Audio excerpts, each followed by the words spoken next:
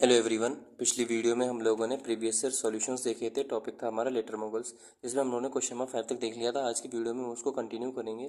तो question number 6 बोल रहा है, what was the immediate reason for Abdali to invade India and fight third battle of Panipat. यानी कि अब्दाली का इमीडिएट रीज़न क्या था, हिंदुस्तान के ऊपर हमला करना और थर्ड बैटल ऑफ पानीपत का। तो हम लोगों ने देखा था कि पानीपत के 3 मेन युद्ध हुए थे, first battle of Panipat, second battle of Panipat और third battle of Panipat. First battle of Panipat जो था वो बाबर और इब्राहिम लोदी के बीच में हुआ था 1526 में, जिसमें बाबर जीता था। सेकंड बैटल ऑफ पानीपत जो था वो अकबर और हिमू विक्रमादित्य के बीच में हुआ था 1556 1556 में, जिसमें अकबर जीता था। और थर्ड बैटल ऑफ पानीपत जो था वो अब्दाली और मराठाओं के बीच में हुआ था, जिसमें अब्दाली जीता था। तो थर्ड बैटल ऑफ पानीपत के जो मेन इमीडिएट रीज़न ये थी कि जो तैमूर शाह था, जो कि लाहौर का गवर्नर था, वो मराठाओं के द्वारा हटा दिया गया था, उसको डिफीट कर दिया गया था। जब ये बात अब्दाली को पता चली थी, तो अब्दाली का ये रिएक्शन के रूप में उसने तुरंत हिंदुस्तान के ऊपर हमला कर दिया था। तो सही इसका आंसर क्या होगा, ऑप्शन नंबर ए होगा। अब ये हम लोगों ने सिविल सर्विसेज के तो क्वेश्चन देख लिए, अब हम लोग दूसरे सवालों को देखेंगे। तो पहला हमारा क्वेश्चन बोल रहा है कि eight which one of the following places British India company found it's factory in 1611। ये इंडिया 2025 का सवाल है कि इनमें से कौन सी जगह पर अंग्रेजों ने 1611 में फैक्ट्री स्टैब्लिश करी थी। तो इसका आंसर तो हम लोग देख लेंगे, हम लोग इसके बारे में एक्स्ट्रा नॉलेज ले लें थोड़ी। तो हम लोग जो है वो टाइमलाइन पे देखेंगे किसी भी चीज़ को। जैसे मैं नोट्स बना रहा हूँ वैसे आप लोग बना लेना।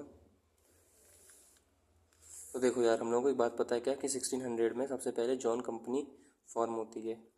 ये जॉन कंपनी जो थी प्राइवेट कंपनी थी, जो कि क्वीन एलिजाबेथ से एक चार्टर लेती है, जिसमें 15 साल की ट्रेड मोनोपोली होती है कि हम 15 साल तक इंडिया से ट्रेड करेंगे। 1608 में क्या होता है, जो कैप्टन हॉकिंस होता है वो हिंदुस्तान सबसे पहले आता है। और 1609 में, इधर मैं लिख दे रहा हूँ, कैप्टन हॉकिंग जो होता है वो हिंदुस्तान आता है।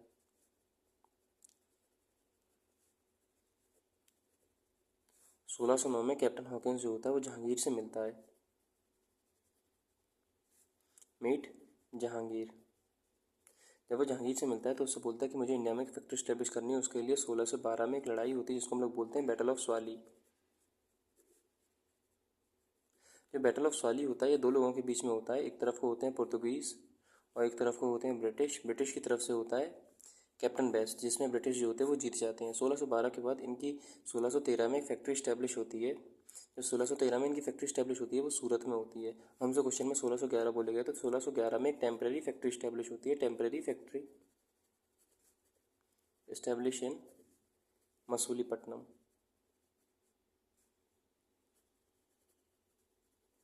1613 के बाद ये 1615 में और जगह फैक्ट्री, फॉर एग्जांपल 1615 में एक अंग्रेज होता है जिसका नाम होता है थॉमस रो। वो थॉमस रो एस्टेब्लिशेस फैक्ट्रीज इन आगरा, अहमदाबाद, भरूच। उसके बाद 1625 में क्या होता है, ये सूरत वाली फैक्ट्री को फोर्टिफाई करने की कोशिश करते हैं। इसको जहांगीर क्या कर देता है, इन पर अटैक करता है और इन सभी को क्या कर लेता है, इम्प्रिजन कर देता है। तो 1625 के बाद अगली साल आती है जो कि हमारी इंपॉर्टेंट हो जाती है, इसको हम लोग बोलते हैं 1632। 1632 में क्या होता है, जो गोलकोंडा का सुल्तान होता है वो गोल्डन फरमान इशू करता है।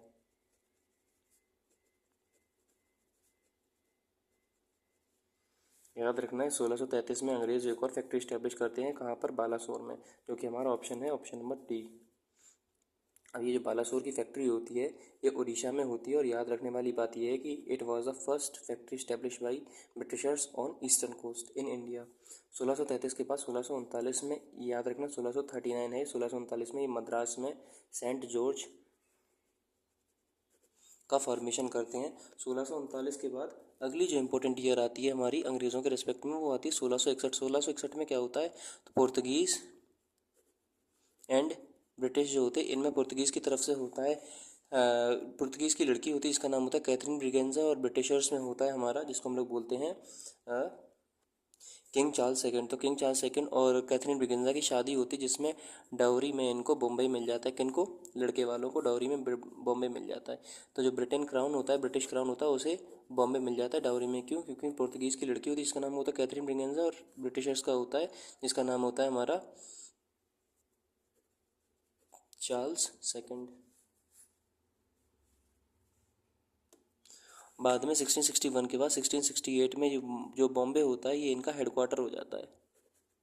1668 में बॉम्बे हेडक्वार्टर होता है। 1700 में ये लोग फोर्ट विलियम्स का फॉर्मेशन कराते हैं कलकत्ता में। उसका 1717 में इन्हें फ़र्रुखियार के द्वारा फ़र्रुखशाह इशूज गोल्डन फरमान नोन एज, इसको दस्तक के नाम से जाना जाता था। तो उन्होंने टाइमलाइन पे ब्रिटिशर्स का सब कुछ देख लिया। तो हमसे क्वेश्चन क्या बोल रहा है, क्वेश्चन हमसे बोल रहा है at which one of the following places did British East India company form it's factory in 1611, कहाँ पर। तो हम लोग पहले ही देख चुके हैं टाइमलाइन पे। अगर हम लोग 1611 में चले तो 1611 में कहाँ पे होता है, मसूलीपट्टनम में होता है। तो इसका सही आंसर क्या होगा, ऑप्शन नंबर बी। अगला हमसे क्वेश्चन क्या बोल रहा है, which of the following is correct, the Dutch transported silk goods from Bengal through Hooghly, okay, cloves and nutmegs are collected at Surat by Dutch and exported to Europe. तो इसमें से हमसे बोला गया कौन सी बात सही है कौन सी बात गलत है। CAPF 2024 का सवाल है, इसका सही आंसर होगा ऑप्शन नंबर ए। तो जैसे हम लोगों ने ब्रिटिशर्स के बारे में सीखा, वैसे हम लोग थोड़ा डच के बारे में बेसिक नॉलेज ले रहे। डच की बात करते हैं इधर जब हम लोग, तो डच कंपनी जो थी वो 1602 में फॉर्म हो जाती है। Dutch East India company form in 1602। ये सबसे पहली फैक्ट्री 1605 में इस्टेब्लिश करते हैं, फर्स्ट फैक्ट्री इन मसूलीपट्टनम। तो ये मसूलीपट्टनम में सबसे पहले अपनी फर्स्ट फैक्ट्री इस्टेब्लिश कर लेते हैं। 1610 में क्या होता है, इन लोगों को पुलिकट मिल जाता है, वॉट, पुलिकट। अभी यहाँ इनकी लोकेशन भी बता दूंगा मैं अभी आपको। 1620 में क्या होता है, 1620 में एक पीस डील होती है, शांति का समझौता होता है। इस पीस डील में क्या होता है, पीस डील होती है बिटवीन डच एंड ब्रिटिश। अब मैं एक बात यहाँ पे स्टार मार्क करके लिख दूँ कि डच का जो हमेशा से जो फोकस था वो साउथ ईस्ट एशिया पे था।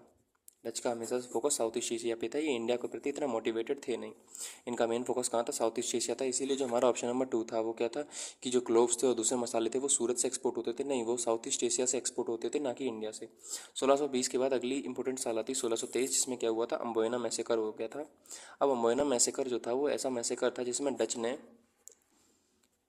19 लोगों को मार दिया था। 9+10, 9 जो थे वो जापानीज़ थे और जो 10 थे वो ब्रिटिशर्स थे। तो इसको एम्बोयना मैसेकर बोला गया था। 1623 के बाद एक इंपॉर्टेंट ईयर आती है जिसको हम लोग बोलते हैं 1658। 1658 में इन्होंने फैक्ट्री स्टैब्लिश कर दी थी अपनी नागपट्टनम में। तो फैक्ट्री स्टैब्लिशन नागपट्टनम से 1658 के बाद एक इम्पोर्टेंट ईयर आती है जिसको हम लोग बोलते हैं 1667। अब ये याद रखना 1667 में ये कॉम्प्रोमाइज़ हो गया था।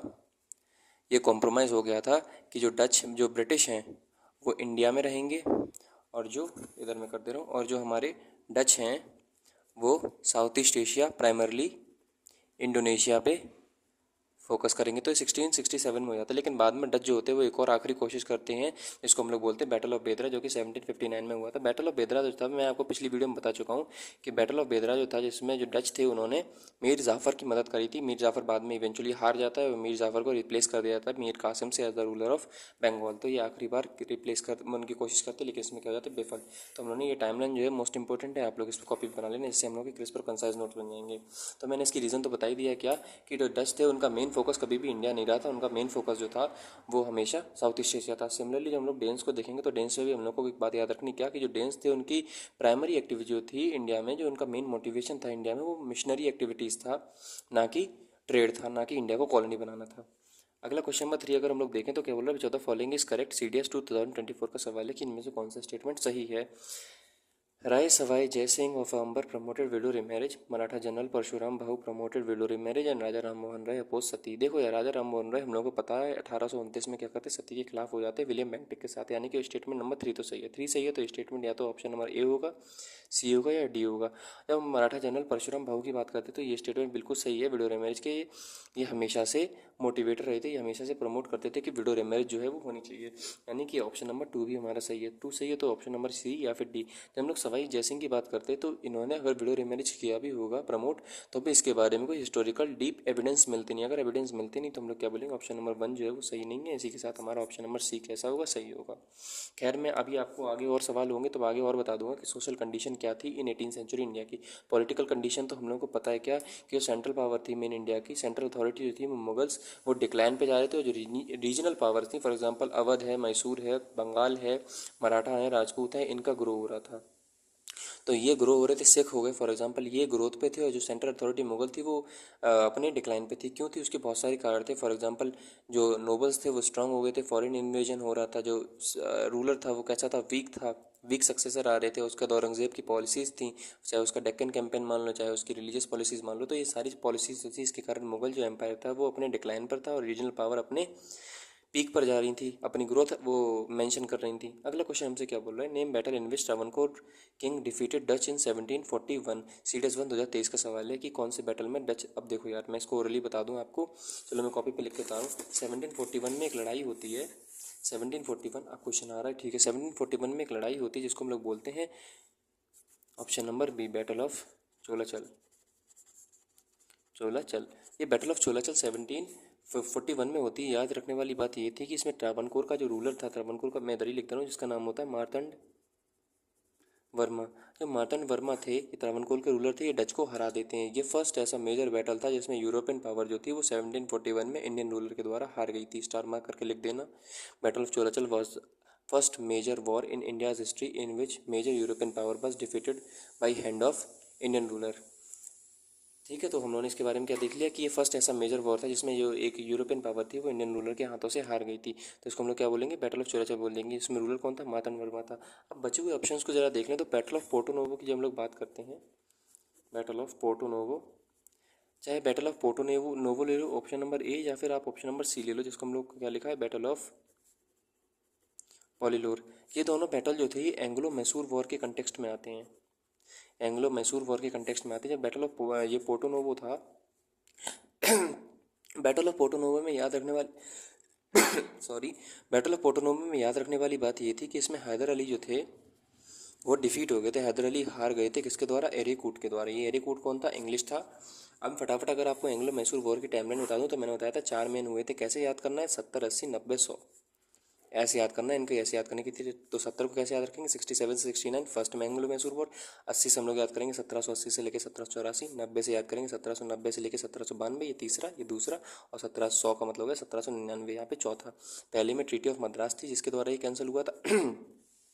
दूसरा जो था वो ट्रीटी ऑफ मैंगलोर थी जिसके द्वारा ये हुआ था सेटल आउट। और तीसरा जो था उसमें ट्रीटी ऑफ सेरिंगपट्टनम थी जिसमें क्या हुआ था, जिसमें मेन बातें ये थी कि 1.5 करोड़ जो है वो उसको इमीडिएटली देने थे। 3 करोड़ का उससे बोला गया था। उसके जो दोनों लड़के थे वो क्या हुए थे, अंग्रेज़ों के द्वारा हॉस्टाइल या फिर अंग्रेज़ों के द्वारा अपनी कस्टडी में ले लिए गए थे। और हाफ ऑफ द जो मैसूर किंगडम था वो डिस्ट्रीब्यूट कर दिया गया था बिटवीन निज़ाम एंड मराठास। तो मैंने थोड़े कंसाइज में बता दिया। ट्रीटी ऑफ सेरिंगपट्टनम बाद में जो चौथा युद्ध होता है जिसमें क्या हो जाता है, टीपू सुल्तान वीरगति को प्राप्त हो जाता है। टीपू सुल्तान जो होते हैं वो खत्म हो जाते हैं। तो ये हम लोगों ने ऑप्शन नंबर ए और बी देख लिया कि ये दोनों थे with respect to Anglo Mysore war. जब हम लोग चौथे की बात करते हैं तो ये चौथा बैटल हम लोग को इसलिए याद करना है जो कि क्या लिखा हमारा, बैटल ऑफ चगनसेरी। जब हम लोग इसके बारे में ये याद रखना है क्या कि ये ट्रावनकोर का जो रूलर था, जो कि हम लोग के ऑप्शन नंबर बी था, ट्रावनकोर का जो रूलर था वर्सेस एक और रूलर था जिसको हम लोग बोलते हैं थेकुमकुर। ये जो रूलर थे इन दोनों के बीच में होते जिसमें ट्रावनकोर का जो रूलर था वो जीत गया था। तो ये हम लोगों ने इसके बारे में बेसिक जानकारी ले ली। अगर हम लोग आगे क्वेश्चन देखें तो हमसे क्या बोला जा रहा है, at which of the following places did Danes establish their factory their settlement in India. ये एनडी 2023 का सवाल है कि डेन्स ने कहाँ पे फैक्ट्री स्टैब्लिश करी थी। देखो यार, चिंसुरा के बारे में याद रखना है कि चिंसुरा था वो इंपॉर्टेंट सेंटर था डच का। करैकल और जो माहे थे वो इंपॉर्टेंट सेंटर थे फ्रेंच के। मैं आपको और इनके जो इंपॉर्टेंट सेंटर हैं वो सारे बता दूंगा। लेकिन हम लोग ऑप्शन नंबर डी की बात करते हैं, ट्रावनकोर प्लस एक और था जिसको हम लोग बोलते हैं सेरमपुर। ट्रावनकोर और सेरमपुर तो ऐसे पोर्ट थे जो कि डेन्स के लिए इंपॉर्टेंट थे। अब मैंने आपको उनकी टाइमलाइन बताई, डच की, ब्रिटिश की, तो मैं डेन्स की बता दे रहा हूँ। डेन्स की ज़्यादा लंबी टाइमलाइन नहीं है, इसमें कुछ केवल बातें हैं। फॉर एग्जाम्पल जो डेन्स कंपनी थी वो हमारी 1616 में फॉर्म हुई थी। तो 1616 में ये Danish east India company form होती है। 1620 में क्या होता है, फर्स्ट फैक्ट्री, ये 1620 में अपनी फर्स्ट फैक्ट्री इस्टेब्लिश करते हैं इन, जो हमारा ऑप्शन था ऑप्शन नंबर डी, जिसको हम लोग बोलते हैं ट्रैंक्यूबार, जो कि हमारा तमिलनाडु में पड़ेगा।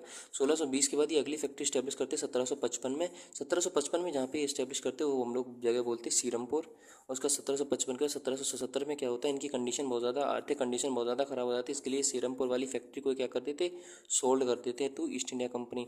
बाद में एक आखिरी तारीख आती है, इसको हम लोग बोलते हैं 1845। इसमें क्या करते हैं, इंडिया में जितनी भी इनकी फैक्ट्री होती हैं ये हैंड ओवर कर देते हैं to East India company, English East India company. और हिंदुस्तान में वैसे भी मैं आपको पहले बता चुका हूँ, इनकी जो मेन इंडिया में फोकस था वो मिशनरी एक्टिविटीज़ था। तो मैंने बता दिया सीरमपुर और ट्रैंक्यूबार दो इनकी इंपॉर्टेंट सेटलमेंट्स थे जो कि बाद में ये हैंड ओवर करके चले जाएंगे। तो ट्रैंक्यूबार इसका क्या होगा, ऑप्शन नंबर डी इसका आंसर। अगला हमसे क्वेश्चन क्या बोला, the Dutch were defeated by Marthanda Varma of Travancore in the battle of.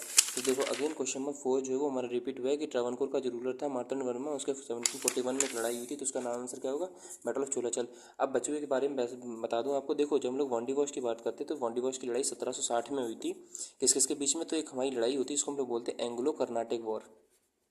Anglo Carnatic war में हुई थी किस किस के बीच में, तो इसको हम लोग बोलते हैं, एक तरफ को हमारे ब्रिटिशर्स थे और दूसरी तरफ को हमारे फ्रेंच थे, इन दोनों के बीच में हुई थी, जिसमें क्या बोलता है 1760 में होती है बैटल ऑफ वांडीवॉश। तो हम लोग इसकी चलो मैं आपको और बता दूं इसके वांडीवॉश के बारे में। तो देखो यार कर्नाटिक वॉर की जब हम लोग बात करते हैं, कर्नाटिक वॉर की बात करते हैं तो 3 मेन कर्नाटिक वॉर हुए थे। पहले 1740 से लेकर 1746 तक होता है। दूसरा जो बैटल ऑफ दूसरा जो कर्नाटिक वॉर होता है या फिर जिसको हम लोग एंग्लो कर्नाटिक वॉर के नाम से भी जानते हैं, दूसरा जो होता है वो हमारा 1749 से लेकर 54 तक होता है। जो आखिरी होता है वो हमारा 1756 से लेकर 63 तक होता है। अच्छी बात है। तो हम लोग को ये याद रखना है कि ये वाला जो था ये हमारा ट्रीटी ऑफ एक्सला चैपल से एंड हुआ था। ये वाला जो था ये हमारा ट्रीटी ऑफ पौंडीचेरी से एंड हुआ था। और ये जो आखिरी था ये हमारा ट्रीटी ऑफ पेरिस से एंड हुआ था। कैसे याद रखेंगे हम लोग, ऐसे याद रखेंगे, एक्स पे पा, एक्स पे पा, ऐसे हम लोग इसको याद रखेंगे। तो इसको याद करने की मैंने आपको ट्रिक बता दी। अच्छा, कर्नाटिक वॉर जो थी वो फ्रांसीसी और अंग्रेज़ों के बीच में हुई थी, जिसमें थर्ड बैटल जो था इसको हम लोग बैटल ऑफ वांडीवॉश के नाम से भी जानते हैं, जो कि हमारा, तो ये तो इसका आंसर होने से रहा। जब हम लोग इसकी बात करते हैं, राक्षसी तागड़ी की बात करते हैं, तो इसको हम लोग एक और नाम से, ये इंपॉर्टेंट बैटल था जो कि हमारा 1556 में हुआ था, 65 में हुआ था, सॉरी 1565 में हुआ था। दो लोगों के बीच में, एक हमारी एक तरफ था विजयनगर और दूसरी तरफ था NGAR versus Delhi, sorry Deccan sultans के बीच में। विजयनगर वर्सेस दक्कन सुल्तान के बीच में हुआ था, जिसको हम लोग राक्षसी तागड़ी या फिर इसका एक और नाम होता है जो कि इंपॉर्टेंट है, जिसको हम लोग बोलते हैं battle of Talikota. Battle of Talikota था जो कि 1565 में हुआ था, जिसमें विजयनगर जो था वो हार गया था और इसके साथ ही साथ विजयनगर के कई सारे जो फेडेटरीज थी वो पावरफुल हो गई थी, जिसका एक एग्जाम्पल क्या था, मैसूर। तो उम्मीद करता हूँ ये आपको समझ में आ गया होगा। ऑप्शन नंबर बी की बात करते हैं, ये बहुत पुराना है, 618 CE में हुआ था, जो कि हमारा दो लोगों के बीच में हुआ था, एक थे चालुक्य वर्सेस पांड्या। ठीक है, चालुक्य वर्सेस पल्लव थे, एक minute, sorry my mistake, Chalukya versus Pallava के बीच में हुआ था। तो हम लोगों ने इसके बारे में 4 ऑप्शन के बारे में ले लिया। अगला क्या है, where in South India did British East India company. अब देखो यार हम लोग पहले टाइमलाइन में बता चुके हैं, 1639 में अंग्रेजों ने कहाँ पे, तो मद्रास में सेंट जॉर्ज बनाया था, मैं आपको पहले बता चुका हूँ। अगला हमसे क्या बोला, विच of the following is correct, NDA second 2022 का सवाल है कि इनमें से कौन सा स्टेटमेंट सही है। बहुत इंपॉर्टेंट क्वेश्चन है, वो इंपॉर्टेंट तो कुछ नहीं है, आप ऑब्जर्वेशन के ऊपर है, आप इसको कैसे ऑब्जर्व करते हो। मैं ये चाहता हूँ कि आप लोग एक बार वीडियो पॉज करके इसका आंसर करो, क्योंकि बहुत ज़्यादा प्रोबेबिलिटी है कि आप लोग इसको गलत करोगे। पहला हमसे बोल रहा है कि इनमें से हमसे बोलना है, पहली बात तो ये कि कौन सा स्टेटमेंट सही है कौन सा गलत है। Dutch East India company was found after formation of English East India company. Option number B बोल रहा है कि Vasco da Gama reached Calicut in 1498। तो देखो हम लोगों को ऑप्शन नंबर बी में कोई दिक्कत परेशानी नहीं होनी चाहिए कि वास्को डी गामा, बिल्कुल सही बात है, यानी कि 2 तो सही है। अब बहुत सारे लोग ऐसा बोलेंगे कि ऑप्शन नंबर 1 तो गलत है। क्यों, वो लोगों को ऐसे याद है ना कि सबसे पहले हिंदुस्तान में पुर्तगीज आए थे, फिर डच आए थे, फिर इंग्लिश आए थे, फिर डेन्स आए थे, फिर फ्रांसीसी आए थे। तो डच पहले आए थे, ऑप्शन में हमसे बोला गया डच बाद में आए थे। तो ये हमसे ये नहीं बोला गया कि अराइवल कौन है, हमसे बोला गया फॉर्मेशन कौन है। तो जो मैंने आपको टाइमलाइन बनवाई थी, जरा मैं आपको टाइमलाइन दिखाऊँ अपनी। तो मैंने टाइमलाइन में क्या बोला था कि जब हम लोग इसकी बात करते हैं, जब हम लोग इनकी बात करते हैं तो ब्रिटिश कंपनी जो थी वो 1600 फॉर्म में हो गई थी, 1600 में, और जो डेन्स थी वो 1602 में थी। वही हमसे ऑप्शन बोल रहा है कि जो ब्रिटिश कंपनी थी वो पहले फॉर्म हो गई थी क्या डेन्स थे, तो बिल्कुल सही बात है, ब्रिटिश कंपनी पहले फॉर्म हो गई थी डेन्स से। फॉर्मेशन अलग चीज़ होती है और इंडिया में अराइवल अलग चीज़ होती है। देखो बन कोई भी चीज़ कभी भी गई हो, लेकिन इंडिया में पहले कौन आया, तो इंडिया में पहले ये बाद में बने थे लेकिन पहले आ गए थे हिंदुस्तान में, और ये पहले बने थे लेकिन हिंदुस्तान में बाद में आए थे। तो वही हमसे क्वेश्चन बोल रहा है क्या कि जो डच ईस्ट इंडिया कंपनी है वो फॉर्म हुई थी after formation of British India company. बिल्कुल सही बात है, ब्रिटिश ईस्ट इंडिया कंपनी जो थी वो 1600 में फॉर्म हो गई थी, जबकि ये कब हुई थी फॉर्म, 1602 में। तो सीधी बात है, ऑप्शन नंबर 1 भी सही, 1 भी सही, तो ऑप्शन नंबर सी हमारा कैसा होगा, सही होगा। तो आज की वीडियो में हम लोगों ने लेटर मोगल्स वाले टॉपिक को अच्छी तरह से खत्म कर लिया है। अगर आपको वीडियो जल्दी लगी हो तो मुझे कमेंट में जरूर बताना, अगली वीडियो में हम उस हिसाब से अपनी स्पीड को एडजस्ट कर लेंगे। अगली वीडियो में हम लोग दूसरे टॉपिक के साथ शुरुआत करेंगे। कैसा आपको वीडियो लगा, कैसा नहीं लगा, मुझे कमेंट में जरूर बताना। तो अगली वीडियो में मिलते हैं, टिल देन जय हिंद, जय भारत।